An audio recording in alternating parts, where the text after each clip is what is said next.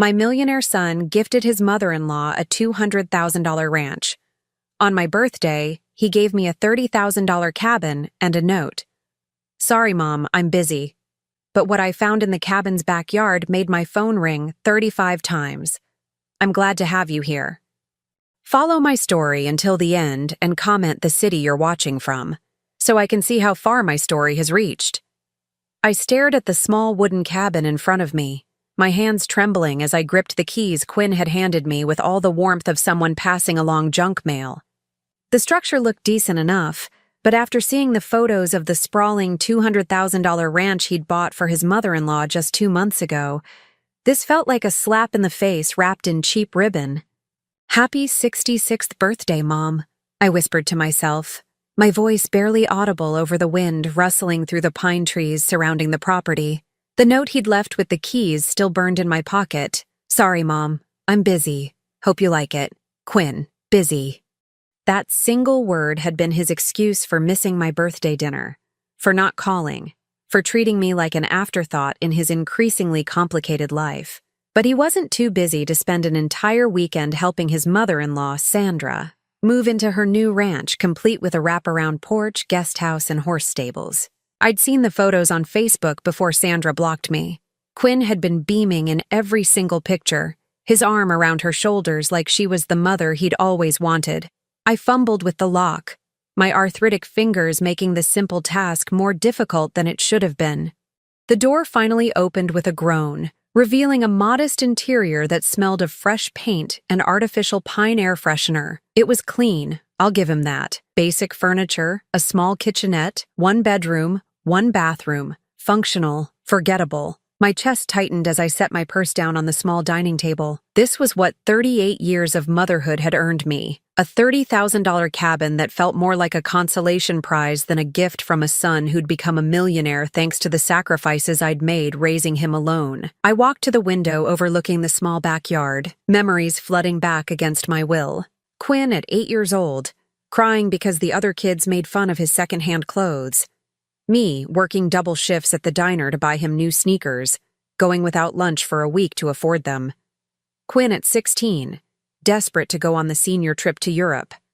Me taking out a second mortgage on our tiny house, telling him it was no problem even as I wondered how I'd make the payments. Quinn at 22, graduating from business school debt-free because I'd worked myself to the bone to pay his tuition. I remembered standing in that crowd of proud parents, my uniform still smelling like French fries because I'd come straight from my shift, watching him accept his diploma. He'd looked right at me and mouthed, "Thank you, Mom." For one perfect moment, all the sacrifice had felt worth it. When did that grateful young man turn into someone who could drop off cabin keys like he was doing me some enormous favor? I pulled out my phone and scrolled through our recent text exchanges. They were depressingly brief. My attempts at conversation met with one-word responses or, more often, nothing at all. Meanwhile, his social media was full of family dinners with Sandra, weekend trips with his wife Monica, elaborate birthday celebrations for everyone except me. The comparison wasn't lost on me. Sandra's ranch had cost 6 times more than my cabin. She got a personal tour from Quinn, help moving in, a weekend celebration with the whole family. I got keys dropped off like a pizza delivery, and a note that took less than 10 seconds to write. I sank into the small armchair facing the window, exhaustion settling into my bones. The afternoon sun slanted through the glass, highlighting dust motes that danced in the air like tiny accusations. When had I become so disposable to my own son? My phone buzzed. For a moment, hope fluttered in my chest. Maybe Quinn was calling to explain, to apologize, to tell me there was more to this gift than met the eye. Instead, it was a text from my neighbor asking if I needed help cleaning out my old house now that I had somewhere else to live. The assumption stung. Everyone expected me to be grateful for this modest cabin, to downsize my life and expectations along with it. Maybe they were right. Maybe I was being ungrateful. Maybe I should be thankful that Quinn remembered my birthday at all. But as I sat there in the growing shadows, I couldn't shake the feeling that something was fundamentally wrong with this picture. Quinn had always been careful with money, even as a child, but he'd never been cruel. The Quinn I'd raised would have called to explain the gift. would have at least pretended to care about my reaction. This version of my son felt like a stranger wearing a familiar face. I stood up slowly, my knees protesting after the long drive. I might as well explore what I'd been given, modest as it was. The bedroom was small, but clean, with a window facing the woods. The bathroom had been recently updated. The kitchen was tiny, but functional. All perfectly adequate for an old woman who should know her place. As I opened cabinets and drawers, checking what came with the place, I found myself wondering about the math that didn't quite add up. Quinn claimed his business was struggling, that money was tight, that he couldn't help with my mounting medical bills. Yet somehow, he'd managed to buy both this cabin and Sandra's ranch in the same year. Either his business had suddenly recovered, or he'd been lying about his financial situation. Standing in that empty cabin, surrounded by the scent of fresh paint and broken promises, I felt something shift inside me. The grateful mother who'd spent decades making excuses for her son's behavior was getting tired. The woman who'd worked herself half to death to give him every opportunity was starting to ask uncomfortable questions that maybe I should have asked years ago. Outside, the sun was setting behind the trees, casting long shadows across the small backyard. Tomorrow, I'd start settling into my new life in this cabin that felt more like exile than gift. But tonight, I sat in the growing darkness and wondered when exactly I'd stopped being Quinn's mother and started being his burden. What I didn't know yet was that the answers I was looking for were buried just outside my window, waiting to turn my world upside down. 3 days into living in the cabin, I'd settled into a routine that felt like playing house in someone else's life. Coffee at sunrise, walks in the small garden, evenings reading by the window. It was peaceful in a hollow way, like being wrapped in cotton wool, safe, but suffocating. I was organizing the bedroom closet when I noticed something odd. The back wall seemed shorter than it should be, given the cabin's exterior dimensions. When I pressed against what looked like solid wood paneling, it gave slightly, revealing a hidden compartment behind a loose board. My heart hammered as I worked the board free. Inside was a dusty cardboard box, the kind used for storing important documents. The label on top was written in my late husband Robert's careful handwriting. For Blanche, life insurance, open only if something happens to me. My hands shook as I lifted the box. Robert had died 15 years ago, and I thought I'd handled all his affairs back then. Quinn had been so helpful during that terrible time, taking care of all the paperwork while I was drowning in grief. He'd told me there was no life insurance, that Robert hadn't been able to afford the premiums in his final years. Inside the box were documents that made my blood run cold. A life insurance policy for $450,000, with me listed as the sole beneficiary. Payment records showing premiums faithfully paid right up until Robert's death. And most damning of all, correspondence between the insurance company and Quinn, dated just 3 weeks after the funeral. I read the letters with growing horror. Quinn had contacted the company claiming to act on my behalf as my financial advisor. He'd provided them with a signed document, supposedly from me, authorizing him to handle the claim. The signature looked like mine, but I had no memory of signing anything like that. The payout had gone directly into an account Quinn had set up for my protection, because I was too emotionally unstable to handle such a large sum responsibly. The letters referenced my supposed request to have the money invested long-term, with Quinn managing it until I was ready to access it. I'd never made any such request. I'd never even known about the money. My legs gave out, and I sank onto the small bedroom chair, clutching the papers. 15 years ago, when I was struggling to pay for Robert's funeral, working 3 part-time jobs just to keep our tiny house, my son had been sitting on nearly $500,000 of my money. Money that was legally, morally, completely mine. I thought back to those dark months after Robert's death. Quinn had been so attentive, so concerned about my finances. He'd insisted on helping me budget, had taken over paying my bills because I was too scattered to handle it properly. Every time I'd worried about money, he'd assured me we'd figure something out, that he'd help however he could, all while sitting on a fortune that belonged to me. The next document made my stomach lurch, an investment statement showing that my money had indeed been invested, and had grown to over $800,000 over the past 15 years. But the account wasn't in my name. It was in Quinn's, listed as a family trust that gave him complete control over the funds. My grief-stricken signature on that authorization letter had essentially given him power of attorney over money I didn't even know existed. I spent the rest of the afternoon going through every document in the box. There were bank statements, investment reports, even correspondence with a financial advisor who believed he was managing a fund for a wealthy client who wanted to provide for his elderly mother when she was ready to retire. Quinn had been telling people I was some kind of invalid who needed his protection and guidance. Meanwhile, I'd been scraping by on Social Security and small savings, occasionally asking him for help with unexpected expenses, help he'd grudgingly provided while making me feel guilty for needing it. The last document in the box was a handwritten letter from Robert to me. My vision blurred with tears as I read his familiar scrawl. My darling Blanche, if you're reading this, something has happened to me. I know you worry about money, so I want you to know I've provided for you. The life insurance will give you security, maybe even let you travel like we always planned. Don't let anyone tell you that you can't handle your own affairs. You're the strongest person I know, and this money is yours by right. Live the life we dreamed of, sweetheart. You deserve every happiness. All my love. Robert. I pressed the letter to my chest and sobbed.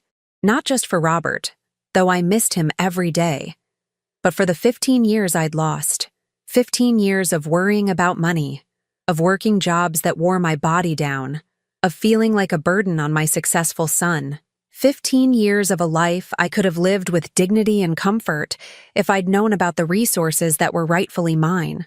The worst part was remembering all the times I'd thanked Quinn for his help, all the times I'd apologized for being a financial burden. He'd sat there, accepting my gratitude and my guilt, knowing he was controlling money that could have changed everything for me. As the sun set outside the cabin window, I realized that the modest gift of this place took on an entirely different meaning. This wasn't generosity. This was management. Quinn had parked me here, away from his real life, in a place he could control. The cabin probably cost him less than he spent on Sandra's monthly allowance, and it came with the bonus of keeping me occupied and out of his hair. I looked around the small space with new eyes. It wasn't a retirement retreat. It was a warehouse for an inconvenient mother, furnished just well enough to prevent accusations of neglect. My phone sat silent on the kitchen counter. No calls from Quinn checking if I'd settled in okay, no texts asking if I needed anything. Why would there be? In his mind, he'd solved the Blanche problem by giving me a place to quietly exist while he lived his real life with people who mattered. I walked to the kitchen window and stared out at the darkening woods. Somewhere out there, Sandra was probably hosting another family dinner in her sprawling ranch, surrounded by Quinn and Monica and their children. My grandchildren, who barely knew I existed. She'd probably tell stories about her wonderful son-in-law who was so generous and thoughtful, while I sat in my cabin like some forgotten relic. But I wasn't forgotten. I was controlled, and for the first time in 15 years, I knew exactly how and why. The question now was what I was going to do about it. I spent the next morning at the local library, learning how to use their computers to research what Quinn had done with my money. What I discovered made me physically ill. The investment account wasn't just sitting there growing quietly. Quinn had been actively using it.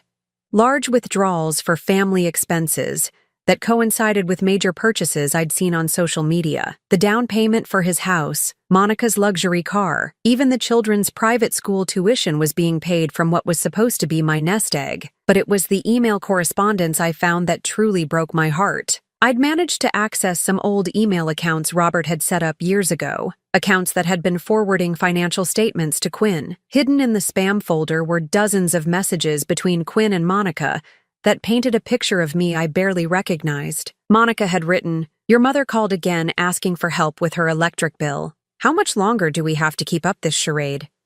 She's so needy and honestly kind of pathetic." Quinn's response, "I know, but we have to be careful. If she ever finds out about the insurance money, we're screwed. I'll send her $200 and tell her it's all I can manage right now. She'll feel guilty for asking for more." Another exchange from just last month. Monica. She sent another birthday card for Emma with $20 inside. It's embarrassing. I threw it away before Emma could see it. The last thing we need is our kids thinking poverty is normal. Quinn. Good call. I've been thinking we need to create more distance. The cabin was a good start. Maybe we can limit visits to holidays only. That way the kids won't get too attached to someone who's basically living hand to mouth. Monica. Smart. Though honestly, with her health issues, how much longer do we have to deal with this? She's 66? That insurance money should be ours anyway. We're the ones raising the kids and building something with our lives. I sat in that quiet library, surrounded by the gentle sounds of pages turning and keyboards clicking, and felt my world collapse entirely. They weren't just stealing my money, they were erasing me from my grandchildren's lives because they were ashamed of who they thought I was. My hands trembled as I continued reading. There were discussions about my deteriorating mental state that bore no resemblance to reality. Monica had convinced Quinn that I was showing early signs of dementia, that I couldn't be trusted with financial decisions, that keeping the insurance money from me was actually protecting me from myself. None of it was true, but they'd built an entire narrative around my supposed incompetence. The cruelest part was reading Quinn's descriptions of our interactions. Every time I'd called him for help, he'd described it to Monica as evidence of my neediness and poor planning. When I'd worked extra shifts to afford Christmas presents for the grandchildren, he'd told her I was being manipulative by trying to buy their affection. When I'd mentioned feeling lonely in our last phone conversation, he'd written to Monica, "She's getting clingy again. I think we need to be firmer about boundaries. Maybe if she had to manage on her own for a while, she'd develop some independence." Independence. He wanted me to be independent while systematically cutting me off from the resources that would have made that possible. I found records of conversations with their financial advisor, too. Quinn had been planning to move the insurance money into a generational trust that would benefit his children, but would never be accessible to me, even in an emergency. He'd described it as protecting the family assets from potential elder care costs and ensuring the children's future security. He was actively planning to steal my inheritance and pass it to his children, cutting me out entirely. The most damning discovery was a recent email exchange about the cabin purchase. Monica had been furious about the expense at first, until Quinn explained his strategy. The cabin serves multiple purposes. It gets her out of our immediate area so the kids don't have to deal with her neediness. It's cheap enough that it won't impact our real investments. And best of all, it makes us look generous to anyone who might ask questions later. If she ever finds out about the insurance money, we can point to the cabin and say we've been taking care of her all along. Monica's response, brilliant. Plus, if her health gets worse, we can always say she chose to isolate herself. No one can blame us for respecting her independence. They had it all figured out. The cabin wasn't a gift. It was evidence they could use against me later. Proof of their generosity that would cover for years of theft and neglect. I printed out everything I could before the library closed, my hands shaking as I fed quarters into the copy machine. By the time I drove back to the cabin, I had a folder full of evidence that painted Quinn and Monica as calculating thieves who'd been systematically stealing from me while convincing themselves they were the victims of my neediness.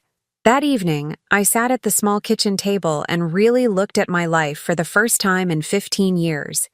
I'd been living like a woman grateful for scraps, apologizing for existing, working myself into exhaustion to avoid being a burden on my millionaire son who was literally living off money that belonged to me. I thought about all the times I'd canceled doctor appointments because I couldn't afford the copays, the years I'd driven a car held together with prayer and duct tape because I couldn't afford repairs, the countless nights I'd eaten peanut butter sandwiches for dinner so I could save money for small gifts for grandchildren who'd been taught to see me as an embarrassment. Meanwhile, Quinn had been using my money to pay for private schools, luxury vacations, and a lifestyle that let him play the successful businessman while his wife looked down on his pathetic mother. The phone on the counter seemed to mock me with its silence. No calls checking on how I was settling in, no texts asking if I needed anything. Why would there be? In their minds, they'd solved the problem of Blanche by parking me in this cabin where I could quietly exist without bothering them or embarrassing them in front of people who mattered. But as I sat there surrounded by evidence of their betrayal, I realized something important. I wasn't the broken, needy woman they'd convinced themselves I was. I was a 66-year-old woman who'd raised a child alone, worked multiple jobs for decades, and survived everything life had thrown at me. I was stronger than they knew, and I was about to prove it. The question wasn't whether they'd stolen from me. The evidence was overwhelming. The question was how long they'd been planning this, and what other lies they'd built their comfortable life on. As if summoned by my thoughts, my phone rang. Quinn's name appeared on the screen. For 15 years, I would have answered immediately, grateful for any contact from my busy, successful son. Tonight, I let it ring and watched his name disappear from the screen. Then it rang again and again. Whatever had prompted Quinn to suddenly need to talk to me, it couldn't be good news. People don't call their mothers 35 times unless something has gone very, very wrong with their carefully laid plans. I smiled grimly and turned the phone off. Let him wonder. Let him worry. For once in 15 years, Quinn was going to have to wait for me. I turned my phone back on the next morning to find 47 missed calls from Quinn and 18 voicemails. The desperate urgency in his voice told me everything I needed to know about why he'd suddenly remembered he had a mother. The first few voicemails were typically Quinn, controlled, slightly annoyed that I wasn't answering. "Mom, it's me. Call me back when you get this." But by voicemail number 7, his tone had shifted entirely. "Mom, where are you? I drove by the cabin and your car wasn't there. Please call me. It's important." By number 12, "Mom, I need to talk to you right now. This is urgent. I'm worried about you." The final voicemail was barely coherent. "Mom, please, I'm begging you. Just pick up the phone. We need to talk face to face. I'm coming over." I was still listening to his messages when I heard a car door slam outside. Through the window, I watched Quinn stride toward the cabin, his face a mask of controlled panic that I'd never seen before. Monica was with him, clutching her designer purse like armor, and looking around the modest surroundings with obvious distaste. I took my time answering the door. When I finally opened it, Quinn pushed past me without waiting for an invitation, his eyes immediately scanning the room like he was looking for something specific. "Mom, thank God. Where were you yesterday? I was worried sick." His concern would have been touching if I hadn't just read months of emails where he and Monica discussed how much longer they'd have to deal with me. I watched him pace the small living room, noting how his gaze kept darting toward the bedroom door. "I was at the library," I said calmly, "learning some new things." Monica snorted softly. "The library? Blanche, you should have mentioned you were interested in books. We could have gotten you a tablet, much more convenient." The condescension in her voice was so familiar I almost missed it. This was how she'd always spoken to me, like I was a child who needed guidance on basic life skills. But now I could hear it clearly, the way you suddenly notice a sound that's been irritating you for years. "What's so urgent that you needed to call me 47 times?" I asked, settling into the armchair like I had all the time in the world. Quinn stopped pacing. 47? "Mom, I wanted to make sure you were settling in okay." "Since when?" The question hung in the air between us. Quinn's face went through several expressions before settling on hurt confusion. "What do you mean?" "I always check on you." "No, you don't." My voice was steady, matter of fact. "You haven't asked how I was doing once since you dropped off those keys. You missed my birthday dinner. You haven't introduced me to your children's friends or invited me to a family gathering in over 2 years. So I'll ask again. What's urgent?" Monica stepped forward, her smile sharp as a blade. "Blanche, you're being dramatic. Quinn has been incredibly generous with you. This cabin alone cost $30,000. Most people would be grateful." "Most people," I repeated slowly. "Tell me, Monica, how much did your mother's ranch cost?" Her smile faltered slightly. "That's completely different. Mom needed space for her horses. And what do I need space for?" Well, the silence stretched uncomfortably. Quinn cleared his throat and tried a different approach. "Mom, you seem upset about something. Why don't you tell us what's bothering you?" I looked at my son, this stranger wearing Quinn's face who'd been systematically stealing from me for 15 years, while convincing himself he was protecting me. The young man who'd mouthed "thank you" at his graduation had been replaced by someone who could lie to my face without flinching. "I found some interesting documents," I said finally, "hidden in the bedroom." Quinn went absolutely still. "What kind of documents?" "The kind your father left for me. The kind you told me didn't exist." If I hadn't been watching closely, I would have missed it. The microscopic glance that passed between Quinn and Monica. They'd rehearsed for this moment. They had a plan. Monica was the first to speak. "Oh, honey, you found those old papers? Quinn, didn't you tell her about the insurance?"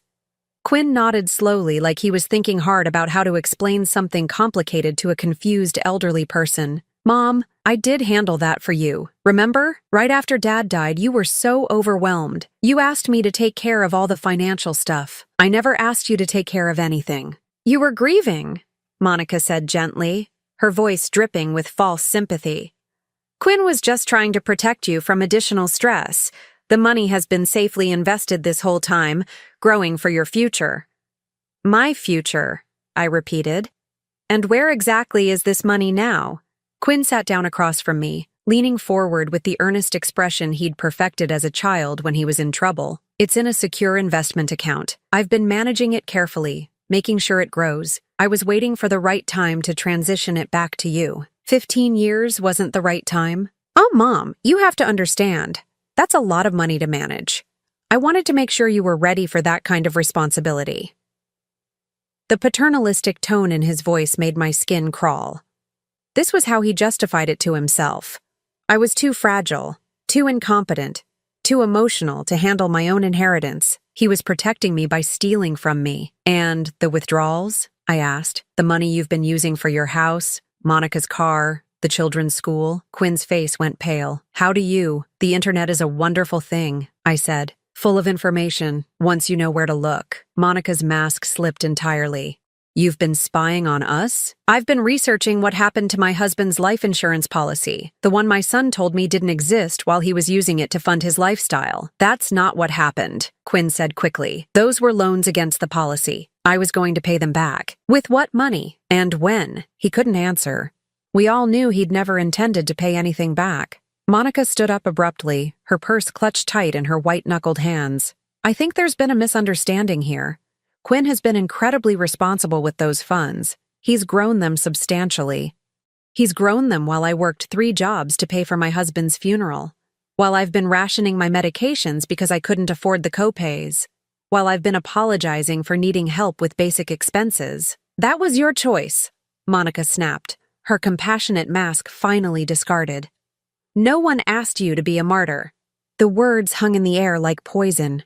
This was what she really thought of me. That my struggles were self-imposed drama, that my poverty was a choice I'd made to manipulate sympathy. Quinn shot his wife a warning look, but the damage was done. The truth was out. "You're right," I said quietly. "No one asked me to be a martyr, just like no one asked you to steal from me." "We didn't steal anything." Monica's voice rose sharply. "That money has been sitting there earning interest for 15 years. You're actually better off than if you'd had access to it." "Better off?" I stood up slowly, feeling every one of my 66 years in my aching joints. "I'm better off working minimum wage jobs instead of enjoying the retirement my husband planned for me. I'm better off feeling like a burden on my successful son who was literally living off my money." Quinn tried one more time. "Mom, I know this looks bad, but I was trying to help. You have to believe that." I looked at him for a long moment, searching for some trace of the little boy who used to hug me tight and promise he'd take care of me when I got old. But that child was gone, replaced by a man who could steal from his own mother and convince himself he was being noble. "I believe you convinced yourself you were helping," I said finally. "Just like you convinced yourself I was too incompetent to handle my own affairs. Just like you convinced yourself that keeping me poor was protecting me. That's not— Get out!" The words came out harder than I'd intended, but I didn't take them back. Quinn blinked. "Mom, get out of my house, both of you." Monica opened her mouth to argue, but I held up a hand. You've stolen 15 years of my life. You've kept me from my grandchildren because you were ashamed of my poverty. Poverty you created. You've lied to me, manipulated me, and convinced an entire family that I was some kind of invalid who needed protection from my own money. I walked to the door and opened it. I said, "Get out." They left, but Quinn turned back at the threshold. "Mom, we need to work this out, as a family." I looked at him for what felt like the last time. We stopped being family the day you decided I was too stupid to handle my own husband's final gift to me. After they drove away, I sat in my armchair and felt something I hadn't experienced in 15 years. Freedom. The phone started ringing again almost immediately, but this time I knew exactly what I was going to do about it. The next morning, I drove to the law office of Margaret Chen, an elder law attorney whose name I'd found through careful research. Her office was modest but professional, and she listened to my story with the kind of focused attention I hadn't received from anyone in years. "Mrs. Patterson," she said after reviewing the documents I'd brought, "what your son did constitutes financial elder abuse, potentially fraud, and definitely breach of fiduciary duty. The signature on this power of attorney document appears to have been forged, and even if it wasn't, he exceeded his authority the moment he began using your funds for personal expenses." I sat across from her desk, feeling oddly calm for someone whose life had been built on lies for 15 years. "What are my options?" "Several. We can demand immediate return of all funds with interest. We can file criminal charges for fraud and theft. We can pursue civil remedies for damages beyond just the money, compensation for the years of hardship you endured because of his actions." She leaned forward, her expression serious. "But I have to warn you, pursuing this will likely destroy your relationship with your son permanently. Families rarely recover from this kind of legal action." "What relationship?" I asked. "The one where I apologize for existing while he steals my inheritance? The one where I'm kept away from my grandchildren because I'm an embarrassment? That relationship was destroyed 15 years ago. I just didn't know it yet." Margaret nodded. "Then let's discuss strategy." We spent 2 hours going through everything. The forged signature alone was enough for criminal charges, but the pattern of systematic theft over 15 years painted a picture of calculated abuse that went far beyond simple financial misconduct. Quinn had isolated me, controlled me, and stolen from me while convincing himself and others that he was protecting me. "There's something else," Margaret said as our meeting wound down. "The money your son has been using. We can trace every penny of it. His house, his wife's car, the children's school tuition, their vacations, even their grocery bills. All of it funded with money that legally belongs to you." The implications hit me like a physical blow. "Everything? Everything. Your son hasn't been supporting his family through his business success. He's been supporting them with your husband's life insurance policy. In legal terms, they've been living on stolen money for over a decade." I thought about Monica's designer clothes, the children's private school, the family trips to Europe I'd seen posted on social media. All of it paid for with money that should have been securing my retirement, giving me dignity in my golden years. "What happens to them when we file suit?" Margaret's expression was carefully neutral. "The court will likely freeze the accounts immediately. They'll have to return everything that can be liquidated. The house might have to be sold, the cars repossessed. The children will probably have to change schools. Your son's business, if it's been propped up with your money, may collapse." I should have felt guilty about that. The old Blanche would have worried about the grandchildren, would have found a way to blame herself for the disruption to their lives. But I wasn't the old Blanche anymore. "And criminal charges?" "Financial elder abuse is a felony in this state. If convicted, your son could face significant prison time." I drove home in silence, the weight of my decision settling over me like snow. By the time I reached the cabin, I knew what I had to do. That afternoon, I signed the papers authorizing Margaret to file both criminal and civil charges against Quinn.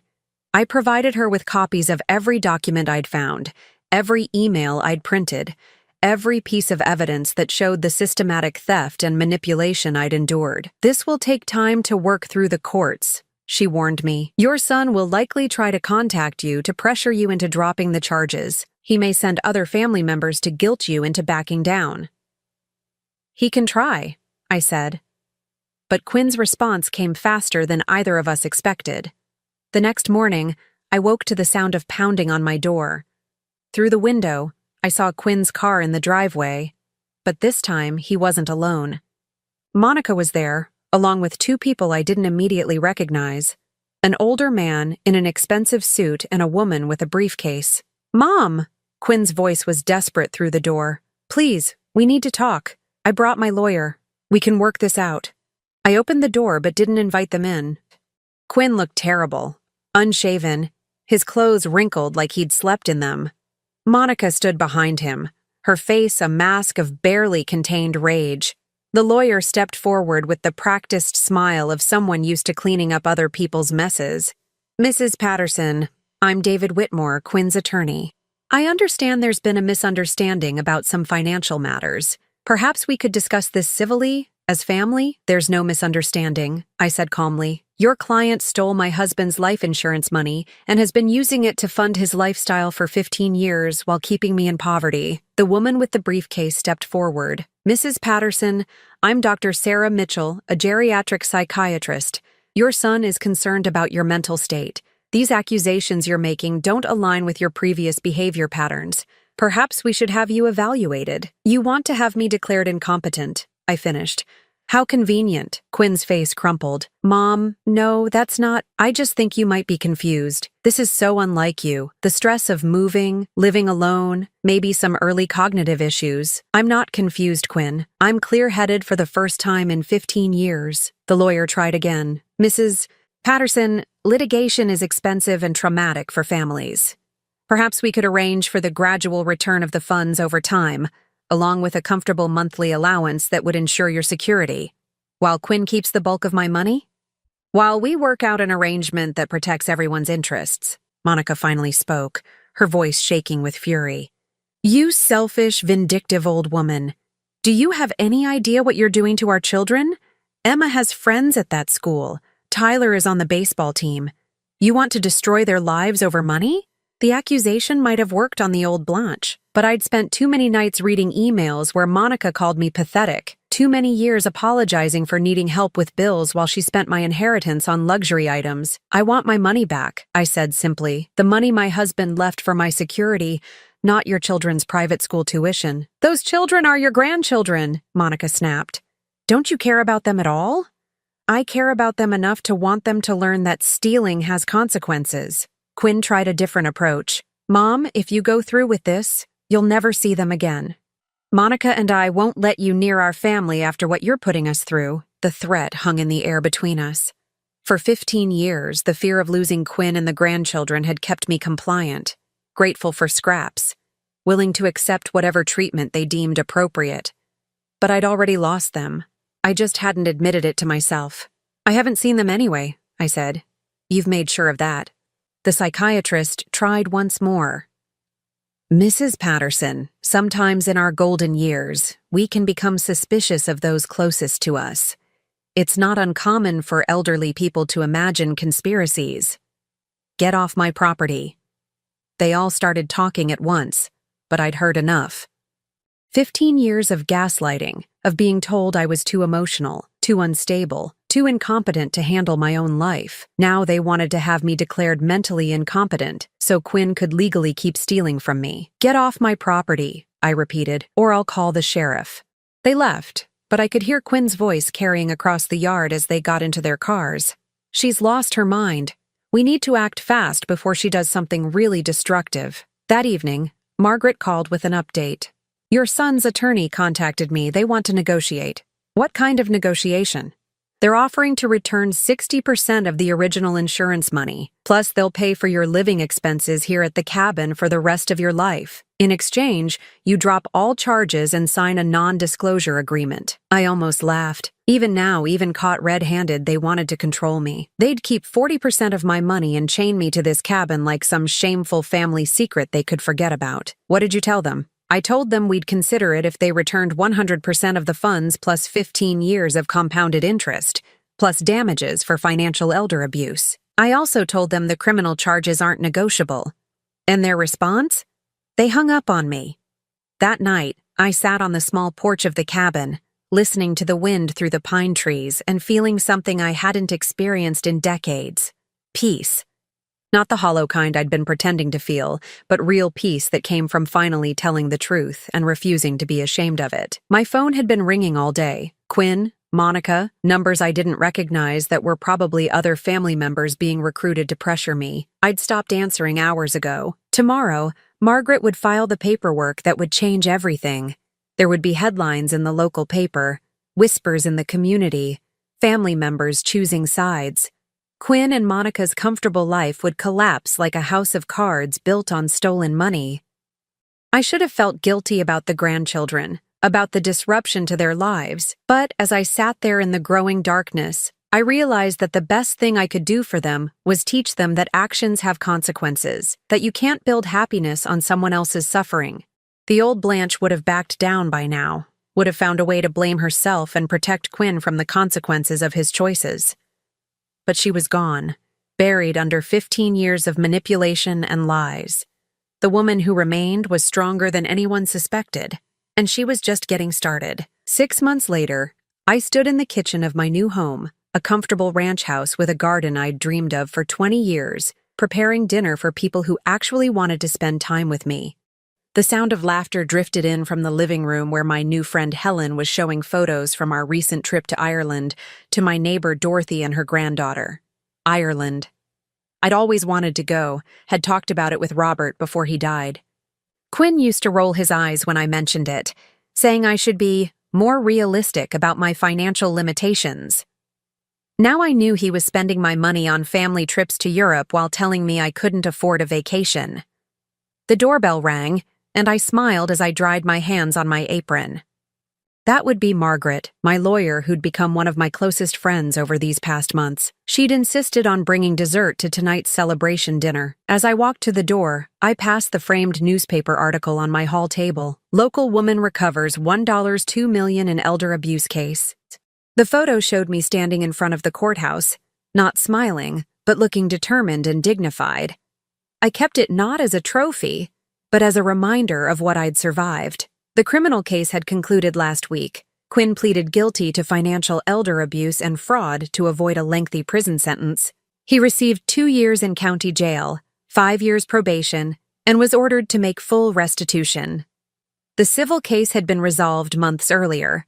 I recovered not just the original $450,000 in life insurance money, but 15 years of compound interest and additional damages for the financial hardship I'd endured. Margaret came in carrying a homemade apple pie, her face bright with satisfaction. "How are you feeling about everything?" "Free," I said simply. And I was. For the first time in 15 years, I woke up each morning without the weight of financial anxiety pressing down on me. I could afford my medications, my doctor visits, even small luxuries like fresh flowers for the dining room table. I'd bought a reliable car, taken art classes, joined a book club. I was living the life Robert had wanted for me when he bought that insurance policy. The house had been my first major purchase after the settlement. Nothing ostentatious, but comfortable and mine. The garden was already flourishing under my care. Tomatoes, herbs, flowers that I tended each morning with coffee in hand. No longer rushing off to some minimum wage job that barely covered my expenses. "Any word from Quinn?" Margaret asked as we joined the others in the living room. I shook my head. Quinn was serving his sentence at the county facility, but I hadn't visited him. Monica had divorced him 3 months ago, taking the children and moving back to her mother's ranch in another state. She'd managed to keep some assets by claiming she hadn't known about the fraud, though the emails I'd found suggested otherwise. The grandchildren I'd barely been allowed to know were gone from my life entirely, but I'd made peace with that. They were Monica's ammunition now, just as my poverty had been Quinn's excuse for keeping me at arm's length. Some battles weren't worth fighting.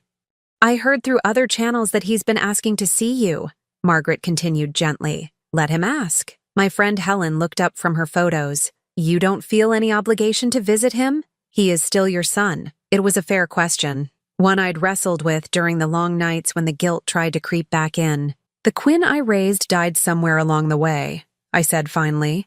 "The man in that jail cell is a stranger who stole from me for 15 years while convincing himself he was protecting me." Dorothy nodded approvingly. She was 82 and had raised 6 children alone after her husband left. Some people mistake kindness for weakness, she said. Sounds like your boy learned too late that his mother was stronger than he thought. We spent the evening looking at photos from my Ireland trip, planning the cruise to Alaska that Helen and I had booked for next spring, and talking about the art class I'd signed up for at the community college. Simple pleasures that had been impossible when I was working multiple jobs, just to survive on what Quinn deemed an appropriate income for his embarrassing mother. After everyone left, I settled into my favorite chair with a cup of tea and looked around my living room. Family photos lined the mantel, but they were different now. Pictures of Robert and me from our early marriage, photos with friends I'd made in recent months, snapshots from my travels. The shrine to Quinn's accomplishments that had dominated my old apartment was gone, replaced by evidence of my own life. The phone rang, and for a moment my heart jumped with old anxiety. But it was just Helen, calling to thank me for dinner and confirm our plans for tomorrow's farmer's market visit. You know, she said before hanging up, I'm so glad we met in that art class. You've become such a dear friend. A friend. Not someone who tolerated me out of obligation or guilt, but someone who genuinely enjoyed my company. It had taken me 66 years to learn the difference. As I prepared for bed, I thought about the woman who'd stood in that cabin 6 months ago, devastated by the difference between a $30,000 cabin and a $200,000 ranch. She'd felt worthless, disposable, grateful for scraps of attention from a son who saw her as an embarrassment. That woman was gone, replaced by someone who knew her worth and refused to accept less than she deserved. The next morning brought an unexpected visitor. I was tending my tomatoes when a car pulled into my driveway. A young woman got out, maybe mid-20s, with Quinn's eyes and Monica's stubborn chin. It took me a moment to recognize Emma, my granddaughter, now grown up and beautiful. Grandma Blanche? Her voice was uncertain, nervous. I set down my watering can and really looked at her. She was wearing jeans and a simple t-shirt, not the designer clothes I remembered from old photos. Her car was modest, practical. Whatever comfortable life Quinn had built on my money was clearly over. Emma, I didn't rush to hug her, didn't gush with grandmotherly enthusiasm. Too much had happened for easy reconciliation. I wanted to see you, to talk to you. She glanced around at my house, my garden, the life I'd built. This is nice. Thank you. We stood in awkward silence for a moment before she continued. Mom told me what happened, about Dad and the money and everything. Her voice was small, young despite her age. I didn't know about any of it. I figured you didn't. She's been saying you're vindictive, that you destroyed our family over money. Emma looked directly at me, searching my face. But that's not what the newspaper article said. That's not what the court records show. Smart girl. She'd done her own research instead of just accepting her mother's version of events. What do you think? I asked. Emma was quiet for a long time, staring at my tomato plants. I think Dad lied to a lot of people for a very long time. I think maybe we were living a lie and just didn't know it. And now you do know. She nodded, tears threatening. Everything's gone. The house, my school, Tyler's baseball team. Mom acts like it's all your fault, but... She took a shaky breath. If Dad hadn't taken your money, none of this would have happened, right? Right. I'm sorry, she whispered. I'm sorry we barely knew you. I'm sorry Dad kept us away from you. I'm sorry about everything. I studied my granddaughter's face, seeing genuine remorse there, not the manipulative performance I'd learned to recognize from her parents. What do you want from me, Emma? I don't want anything, she said quickly. I wanted you to know that not all of us believed the lies. And I wanted to see if maybe I could get to know my grandmother. The real one. It wasn't forgiveness. Not yet. It wasn't a fairy tale reunion, but it was honest, which was more than I'd gotten from anyone in the family for 15 years. Would you like some iced tea? I asked. We spent the afternoon talking on my back porch. Emma told me about college, about working part-time to help pay for her expenses now that the family money was gone. She asked about Robert, about my childhood, about the person I'd been before I became the convenient victim of Quinn's manipulation. When she left, she didn't ask for money or make promises about staying in touch. She just hugged me, carefully, respectfully, and said, "Thank you for not giving up on yourself." That evening, I sat in my garden as the sun set behind the trees I'd planted myself. The phone didn't ring with desperate calls from Quinn. My mailbox didn't hold bills I couldn't afford to pay. My calendar was full of activities I'd chosen, trips I was planning, art classes and book club meetings and dinners with friends who valued my company. Robert's life insurance money was doing exactly what he'd intended, giving me security, dignity, and the freedom to live fully. Not supporting a son who'd learned to see his mother as an ATM to be managed rather than a person to be loved. I pulled out my phone and looked at Margaret's last text. Quinn's attorney called again. He wants to arrange a meeting when he gets out. Still no? I typed back a single word. No. Then I deleted Quinn's contact information from my phone entirely. Some relationships can't be repaired. Some trust, once broken, can't be rebuilt. But that doesn't mean you can't build something new. I was 66 years old, and for the first time in decades, I was exactly where I belonged. Free, dignified, and finally living the life I deserved. The woman who'd accepted scraps and apologized for existing was gone. In her place was someone who knew her worth and refused to settle for less. It had taken me 66 years to learn that lesson, but better late than never. Now I'm curious about you who listened to my story. What would you do if you were in my place? Have you ever been through something similar? Comment below, and meanwhile, I'm leaving on the final screen 2 other stories that are channel favorites, and they will definitely surprise you. Thank you for watching until here.